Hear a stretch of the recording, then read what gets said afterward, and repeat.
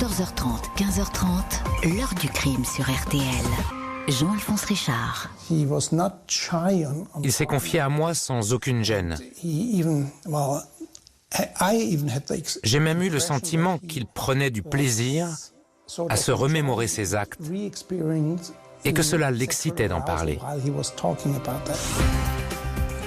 Bonjour, ravi de vous retrouver en direct et en public depuis la foire de Châlons en Champagne avec aujourd'hui l'histoire d'un homme que l'on a surnommé le tueur au Polaroid, Volker Eckert, l'un des plus redoutables prédateurs de l'histoire criminelle qui a traversé cette région de Champagne, un tueur qui photographiait ses victimes.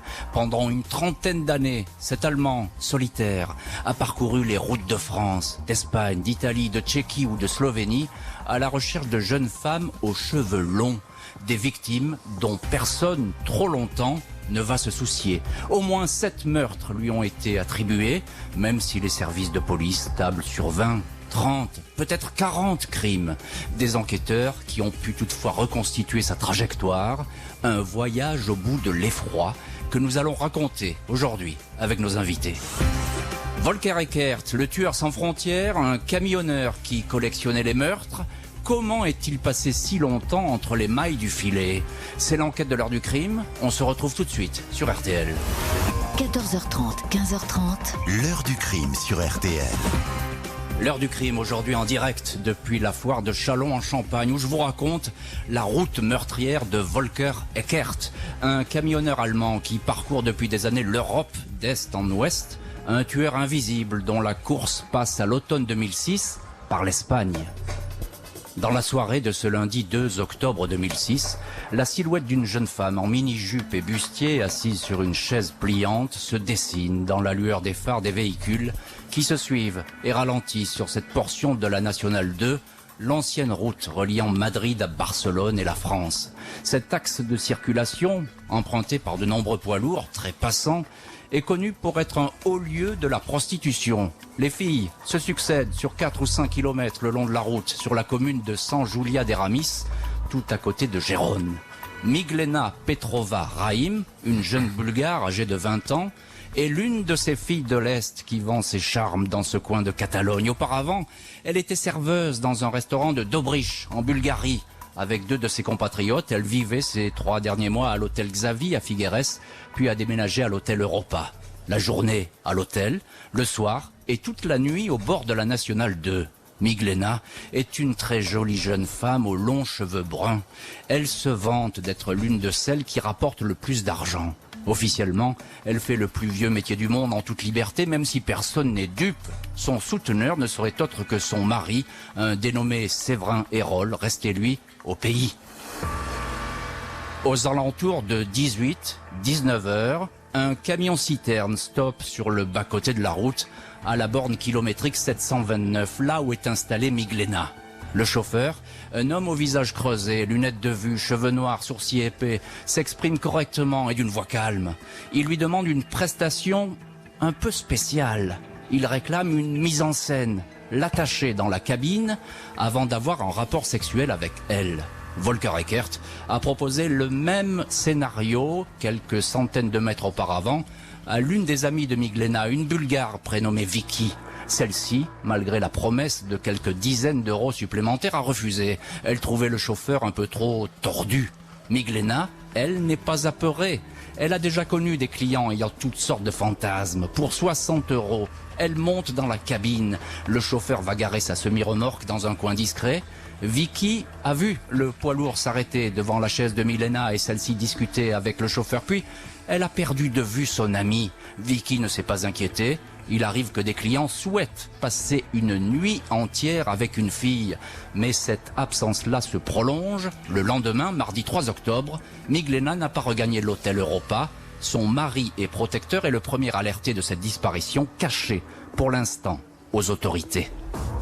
Mercredi 4 octobre, le corps d'une jeune femme est découvert dans un petit fossé, non loin d'un terrain de football sur la commune d'Hostalric, en Espagne, à une 50aine de kilomètres au sud de San Julia de Ramis. Le cadavre est dénudé, le visage est marqué par des coups, son corps montre des hématomes. Autour du cou, son meurtrier a abandonné une fine cordelette en nylon. La victime porte encore des traces de lien autour de ses poignets. Elle a de toute évidence tenté de se défendre en portant des coups de tête et de pied à son agresseur. Le médecin légiste indique que la victime est morte par suffocation. Elle a été étranglée pendant de longues minutes et a été violée. Même si la morte d'Ostalric ne porte pas de papier sur elle, elle est très rapidement identifiée par la police locale. Sur photo, un fonctionnaire en charge des affaires de prostitution dans la région reconnaît formellement Miglena Petrova Rahim, tout simplement parce que la jeune Bulgare est récemment apparue dans une retentissante affaire judiciaire. Elle a témoigné sur les pratiques d'un haut responsable local de la police accusé de corruption. Miglena a-t-elle payé de sa vie son témoignage? Personne n'y croit, mais l'identification express de la victime permet aux enquêteurs de faire un bond de géant. Les autres prostituées bulgares sont retrouvées. Vicky raconte que le dernier client de Miglena était le chauffeur d'un camion-citerne immatriculé en Allemagne. Elle se souvient bien de cet homme car il lui avait fait une proposition des plus scabreuses. Il voulait l'attacher dans la cabine. La prostituée se souvient vaguement de l'allure de ce type, mais un détail lui revient à l'esprit. Elle se souvient que son camion portait en grosses lettres l'inscription Metra, une société de transport de Ulsnitz, une petite ville autrefois située en Allemagne de l'Est. En toute discrétion, la police catalane va retracer le parcours du camion-citerne allemand et remonter fatalement jusqu'à celui qui le conduit, sans se douter une seconde que cet homme est l'un des pires criminels du moment, un prédateur qui avait un macabre rituel. Dans les jours qui suivent le meurtre de Miglena, la prostituée de la route nationale numéro 2, la police catalane met tout en œuvre pour retrouver la piste du camion-citerne allemand. Le chauffeur serait un Allemand de 47 ans, un certain Volker Eckert. C'est le nom qu'il a laissé chez Neoplastica, une entreprise de transformation de plastique proche d'Ostalric, là où était retrouvé le corps de Miglena Petrova Rahim.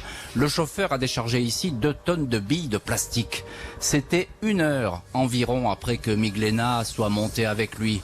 Le personnel de l'usine n'a vu personne d'autre dans le camion. De toute évidence, la jeune Bulgare était déjà morte et dissimulée dans la cabine.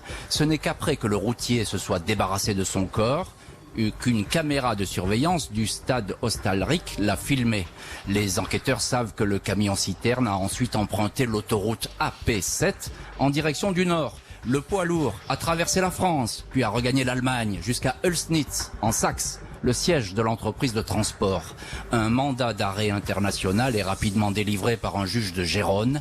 Les autorités espagnoles transmettent à l'Allemagne l'immatriculation du camion et le nom de Volker Eckert. Ce vendredi 17 novembre 2006 au matin, 1 mois et demi après le meurtre de Miglena, Volker Eckert est à Wessling, dans la grande banlieue de Cologne, pour un chargement. Il doit ensuite se rendre au siège de la société qu'il emploie à Ulsnitz, en Saxe, pour y déposer sa remorque. C'est ici, sur le parking où il doit vidanger la citerne, que la brigade criminelle de Cologne, assistée de 2 enquêteurs venus spécialement de Gérone, décide d'interpeller Volker Eckert.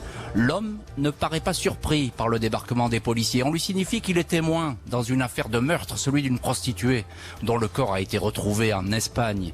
Eckert reconnaît qu'il a transité récemment par Barcelone, s'est rendu en mission en Catalogne, mais il dément toute implication dans un quelconque meurtre. Face aux policiers, Volker Eckert se plaint soudain de violents maux de tête. Il souhaite récupérer une boîte dentalgique dans la cabine de son poids lourd. Un policier soupçonne l'homme de vouloir se faire la belle. Il le suit donc jusqu'au camion. Eckert grimpe dans la cabine. L'enquêteur aperçoit alors sur la moquette, entre les sièges, 3 photos Polaroid.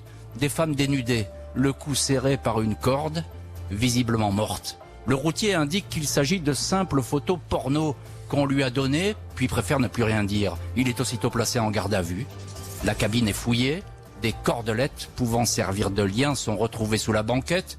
Dans une boîte à gants, les policiers trouvent d'autres photos, ainsi que des touffes de cheveux. Plusieurs mèches de Miglena, la prostituée bulgare, ont été coupées avec des ciseaux. La police perquisitionne également les 2 pièces dans lesquelles vit le célibataire Volker Eckert, dans la petite ville étudiante de Hof, en Saxe. il découvre un amoncellement de photos de femmes découpées dans des magazines érotiques, mais aussi d'autres polaroïdes avec des femmes étranglées. Une poupée gonflable trône dans la chambre sur laquelle ont été collés des cheveux humains, des cheveux de femmes. En quelque sorte, Volker Eckert s'est dénoncé lui-même. Dès le premier interrogatoire, cela m'a semblé évident. Il a pris le risque d'être découvert parce qu'il en avait marre. Il ne voulait plus tuer. Il était continuellement obsédé par ses pulsions de mort. Il n'en pouvait plus. Volker Eckert paraît effectivement soulagé d'avoir été arrêté, à croire qu'il avait même fini par l'espérer, même s'il se tait. Au milieu de tous ces trophées, la brigade criminelle de Cologne a mis la main sur une photo de Milena. Elle a également découvert dans le camion et à son domicile des notes manuscrites. Celles-ci sont des aveux avant l'heure. Il s'agit de la description de ces meurtres sadiques, des femmes attachées et martyrisées. Seul moyen pour Eckert d'assouvir son plaisir. Il va falloir désormais comptabiliser et identifier toutes ces femmes dont Eckert n'a pour l'instant que des souvenirs morcelés. Pour cela, il va falloir refaire les trajets du chauffeur. Cela fait 7 ans qu'il parcourt l'Europe au volant de son camion. Il a obtenu son permis poids lourd en 1999. Il admet qu'il a tué des femmes obsédées par leurs cheveux, mais ne donne pas de détails, dément certains faits, garde le silence sur d'autres, à l'expert psychiatre Norbert Nedopil. Il confie que toute sa vie a été en fait placée sous le signe de la violence et du meurtre. Volker Eckert révèle ainsi qu'il a tué pour la première fois le 7 mai 1974, 2 mois avant son 15e anniversaire. C'était à Plauen, la petite ville d'Allemagne de l'Est où il vivait. Il s'était rendu chez une camarade de classe, Sylvia Unterdoffel. Il avait voulu lui caresser les cheveux, elle l'avait repoussé. Il l'avait alors étranglé avec une corde à linge. Il avait pendu le corps inerte de Sylvia à une poignée de porte pour faire croire à un suicide. La police n'avait pas cherché plus loin, ignoré à jamais le meurtre de Sylvia, qui avait de beaux et longs cheveux blonds. Des polices européennes qui vont se pencher sur les trajets du routier allemand. Parfois, ces passages coïncident avec des meurtres de femmes non élucidés, notamment en France, où Eckert aurait frappé à plusieurs reprises. En Allemagne, Gerhard Schmidt, le procureur de la ville de Hof, là où est domicilié Volker Eckert, décrit un profil criminel inquiétant. Un homme qui a tué alors qu'il n'avait que 15 ans et aurait depuis régulièrement attaqué, violé et tué des jeunes femmes. Depuis une dizaine d'années, Eckert a parcouru des milliers de kilomètres dans toute l'Europe, Allemagne, France, Espagne, Suisse, Italie, Pologne, Tchéquie, Slovénie. Le périple de ses recherches et les potentielles victimes sont impossibles à chiffrer. Après son interpellation, Eckert a évoqué le meurtre d'une prostituée près de Bordeaux, sans autre précision. Le parquet de Saintes, en Charente-Maritime, fait aussitôt le rapprochement avec la découverte, le 25 juin 2001, dans un fossé de l'aire d'autoroute de Chermignac, d'un corps en partie dénudé portant un collier des Spice Girls. La victime avait été étranglée et frappée 4 jours auparavant. La jeune femme s'appelait Sandra Osifo, 21 ans, nigériane, connue pour arpenter le trottoir bordelais. Un parcours en tout point tragique. Sandra Osifo avait quitté son pays en 1998 pour l'Italie, où elle avait travaillé comme coiffeuse avant de se prostituer.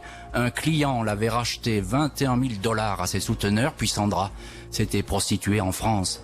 Son frère, ayant refusé de réclamer le corps, la Nigériane avait été enterrée dans une fosse commune de la région. Eckert se souvient d'elle. Il raconte avoir été attiré par les cheveux de la jeune femme sans savoir qu'il s'agissait d'une perruque dont il prélèvera quelques mèches. Volker Eckert, obsédé au point de photographier ses victimes et ses trophées avec un appareil Polaroid, est encore soupçonné de 2 autres meurtres en France. Celui de Benedicta Edwards, 23 ans, originaire de la Sierra Leone. Elle se prostituait aux abords de la gare de Troyes.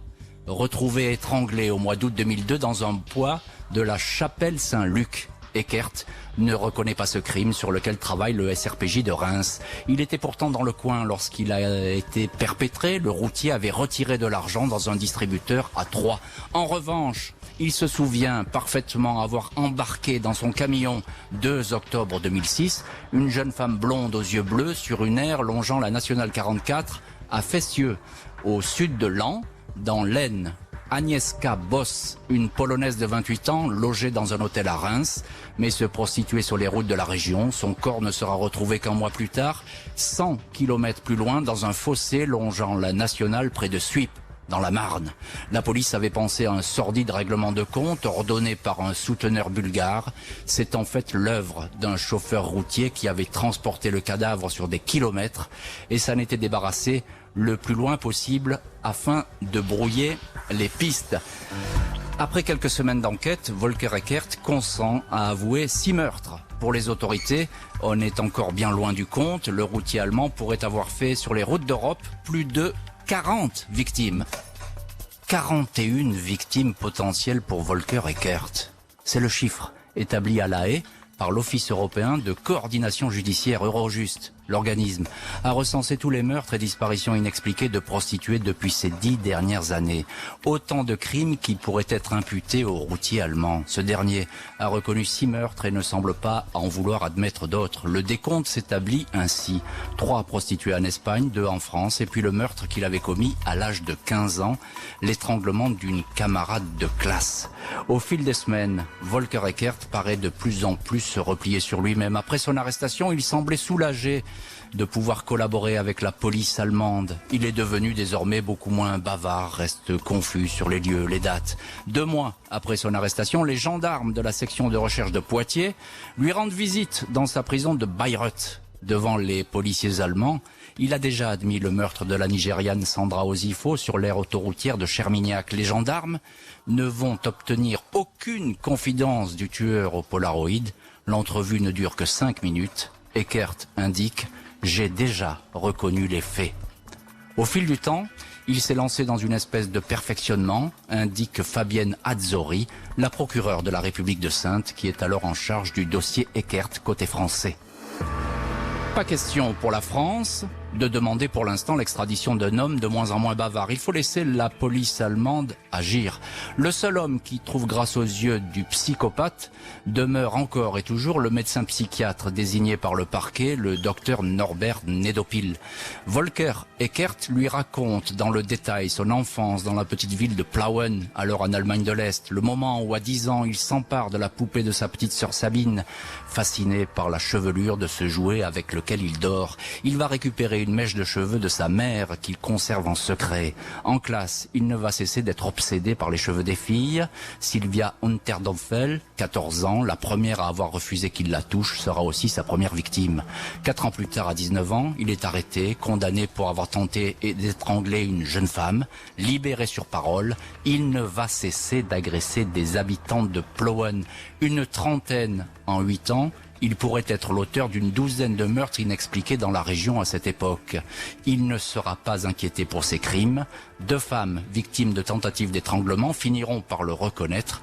Il passera 6 ans en prison, choisissant à sa sortie en 1999 de devenir chauffeur routier international.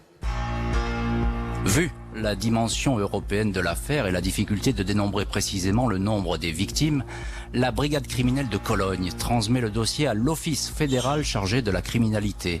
Ces policiers spécialisés, habitués à travailler avec les autres polices européennes, ont la charge d'établir une cartographie des crimes pouvant être attribués à Eckert.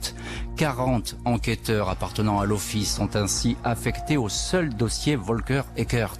À ces hommes de découvrir toutes les routes empruntées depuis une dizaine d'années par le chauffeur routier, de recenser ses ordres de mission, d'identifier tous les endroits où il a fait le plein, tous les péages franchis en notant les jours et les heures précises. Les informations GPS des véhicules qu'il a pu utiliser sont compulsées. Des demandes de renseignements sont adressées à 32 pays. Le routier pourrait être un tueur en série, un tueur de masse. Bon nombre de ces victimes n'ayant sans doute jamais été recensées. Des prostituées travaillant loin de leur pays respectif et ayant bien souvent coupé les ponts avec leur famille. Si Eckert ne parle pas, la seule chance des enquêteurs est de pouvoir s'appuyer sur des témoignages ou des signalements. Aux 6 meurtres avoués, ça n'ajoute d'autres. On lui attribue ainsi celui de Marie Velezova, une jeune russe dont le corps longtemps anonyme reposait dans une tombe près de Gérone. Eckert pourrait encore être l'auteur du meurtre d'une jeune femme non identifiée, étranglée près d'une autoroute à Pilsen en juin 2003. Il était dans le secteur, On le soupçonne encore d'être derrière la mort d'une prostituée ghanéenne, Agno Begali, tuée dans la région de Brescia, en Italie, en septembre 2004. Volker Eckert refuse désormais de prononcer le moindre mot. Le détenu, placé à l'isolement, ne sort que très rarement de sa cellule et paraît résigné. Il semble avoir prématurément vieilli. Il mange peu, a beaucoup maigri. Il ne lit pas, n'écoute pas de musique et passe ses journées sur son lit. Le 1er juillet 2007, 9 mois après son arrestation, on le retrouve pendu dans sa cellule de Bayreuth. La seule femme qu'il estimait, sa sœur prénommée Sabine, était jusqu'ici la seule à lui rendre visite. Elle avait décidé de cesser de venir le voir après avoir pris conscience et déclaré que son frère était un monstre. L'heure du crime, présenté par Jean-Alphonse Richard sur RTL.